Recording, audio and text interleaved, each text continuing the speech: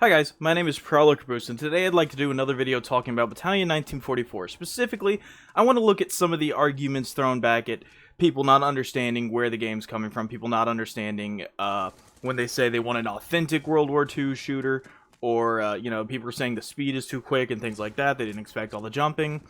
I'd like to talk a little bit about those kinds of things today. So, I'm going to get started with people arguing that they said authentic tactical World War II style game.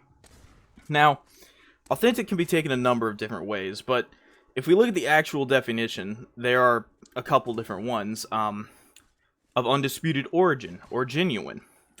Made or done in a traditional or original way, or in a way that faithfully resembles an original. Based on facts, accurate or reliable.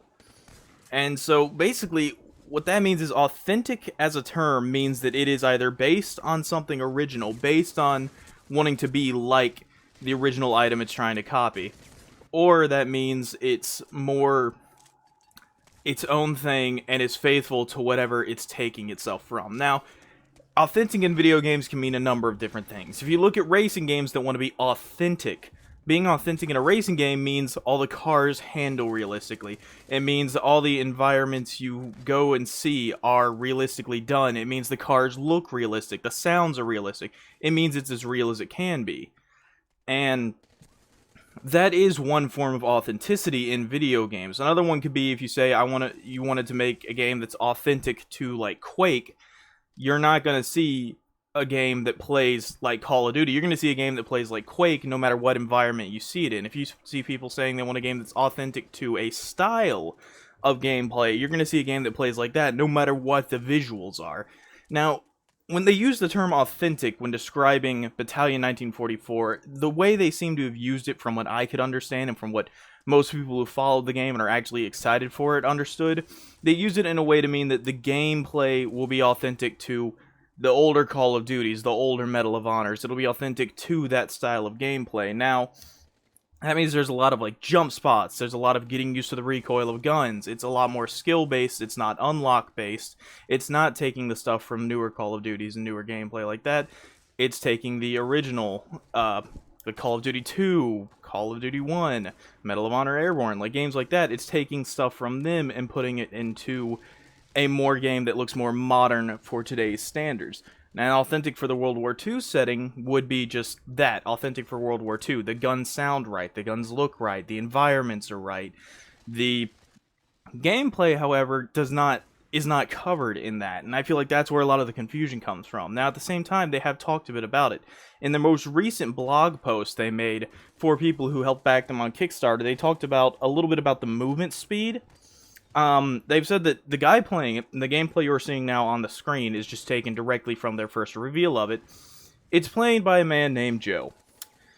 Joe has spent over 200 hours on the Manor House map throughout the development of the game. They've said that he has gotten used to all the map knowledge, he knows where to go, he knows the jump spots, he knows the peak spots, he knows all the different spots you can go to with certain strafe jumps and things like that, and he knows exactly how to traverse the map in a way that most other people wouldn't. They actually went in, I don't know if most people know this, they had to code in strafe jumping into the game because they wanted it as a style of older games. It was a glitch back in the old Call of Duty days, but to get the proper feel of the old Call of Duties, they had to take Unreal Engine 4 and properly code in strafe jumping. That's how far they went with making it authentic to those kinds of games. Now, they have talked about possibly slowing down the movement speed or reducing the speed of the sprint and strafe jumping distance after a review, but they have also talked about how they took it to a place called Res,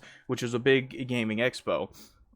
And at that, they had multiple people try the game, look at the game, play the game, and they said that none of them played it in the way Joe did. None of them were as quick with it, they were much slower, it was much more like the original trailers. If you look at them, you didn't have people running around strafe jumping, shooting people from videos, like shooting people in midair, but then if you look at the gameplay here, you see that Joe, and after playing it for a bit, they are capable of that. There's one YouTuber who I believe talked about it in the same way, where he was actually at the start of playing the game, he was unsure about it, it felt off to him, it didn't feel quite right, but after he played it for a little bit, he started to understand what they were going for, the feeling of the game they were trying to make, and he began to get better at it. Slowly, but he did begin to eventually get better at it, to where he could begin to hold his own against the developers and feel like they had gotten down the feeling of what they wanted. People have also kind of said the recoil's an issue, but a lot less so, but they still mentioned that in the blog post as well. All of the animations are, of course, pre-alpha still, but, or early alpha, but the recoil is something people talked about, and they've actually said that Joe, again, having played 200 hours, as you would if you've played a lot of older Call of Duties, has gotten used to the recoil in guns, knows where the guns are going to kick to, knows how they're going to kick around, and is able to really go up against that. So they have talked about the problems people have seen, but for what they were going for in the game, it really feels like they're nailing that Call of Duty, that Medal of Honor style feel to the game. So if you really look at, again, what their original trailer shows, they say that they're going for Call of Duty style gameplay. They say that they're going for the Medal of Honor style. They say that they're going for authentic World War II, and they talk about authentic in terms of environment and things like that. They've also mentioned this is team deathmatch. This is not one of the tactical modes. This is not domination, search and destroy, any game mode like that. So the use of team play in it is a lot less so. If you've ever played any Call of Duty team deathmatch, you'll know that unless you have a friend and you buddy up, which is, even if you have a friend, fairly rare, there is not much team play going on in a Call of Duty game. And on top of that, this is their absolute smallest map. They have said this is the smallest map they designed, but they released this video so they could show a lot of gameplay and a lot of it quick and get it out there. But there are much bigger maps. So if you're looking for that more slower experience, as you're new to the game, you're going to get that slower experience because that's going to be what you know from the start. That is what the game is going to have until you begin to get better, until you learn the way you can move around, until you learn how to traverse and jump and get quicker at the game. It's going to be that slower game. It's going to have more tactical options as the more tactical game modes come out for it and are shown off, and it'll have bigger maps, so that it won't be this one small, quick, running around style map that everyone seems to want to complain the game is and has right now. But yeah, that's pretty much it, guys. If you have any questions about the game, anything else, feel free to ask me, and I hope you enjoyed the video.